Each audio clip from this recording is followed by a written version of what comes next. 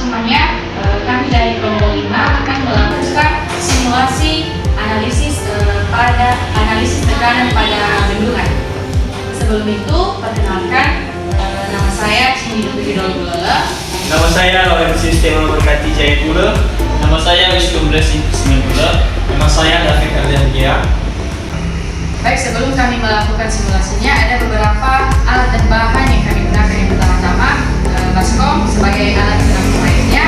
Yang kedua, karton sebagai alat bendungannya.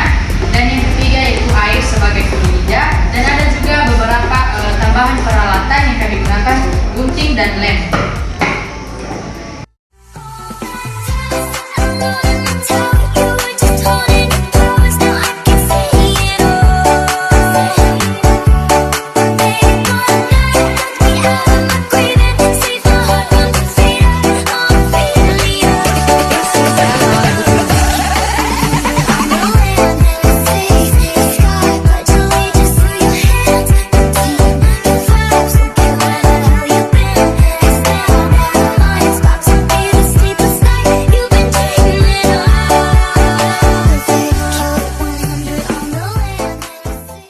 Baik teman-teman, setelah kita membuat miniatur bendungannya, sekarang kita akan menganalisis tekanan air pada miniatur bendungan tersebut.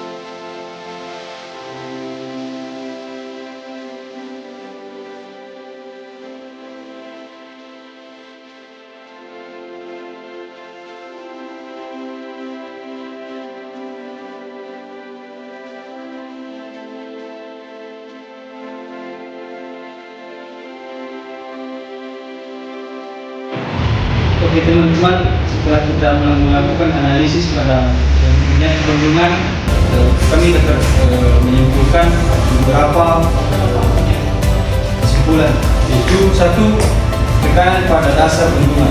Tekanan air pada dasar bendungan lebih besar dibandingkan bagian atas karena kedalaman air lebih besar. Semakin tinggi permukaan air, semakin besar tekanan yang diterima oleh dasar bendungan. Seluruhnya karena nilai H atau kedalaman bertambah, maka tekanan B juga bertambah. Kedua, yaitu kebocoran. Jadi kebocoran ini terjadi pada sambungan lem dari baskom dengan karton. Jadi tekanan yang diberikan semakin besar sehingga kemungkinan kebocoran juga akan meningkat. Jadi kawan-kawan, kebocoran tadi terjadi ketika airnya naik ke garis yang ada di tengah ini. Setelah air ditambah lagi sampai ke garis ini, maka kebocorannya akan semakin meningkat. Ketiga itu stabilitas struktur. Jadi stabilitas struktur bendungan ini tetap stabil pada air saat sampai pada titik awalnya, karena tekanannya itu tidak besar. Tetapi setelah air naik ke garis kedua ini, maka mulai terjadi kebocoran pada bendungan ini.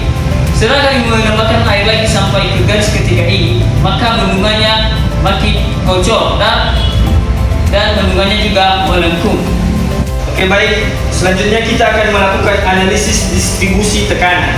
Dapat kita ketahui tadi teman-teman, tekanan air itu tidak merata pada bagian dinding bangunan, yang dimana tekanan itu yang paling kecil berada di dekat permukaan atau di bagian atas pinggir bendungan.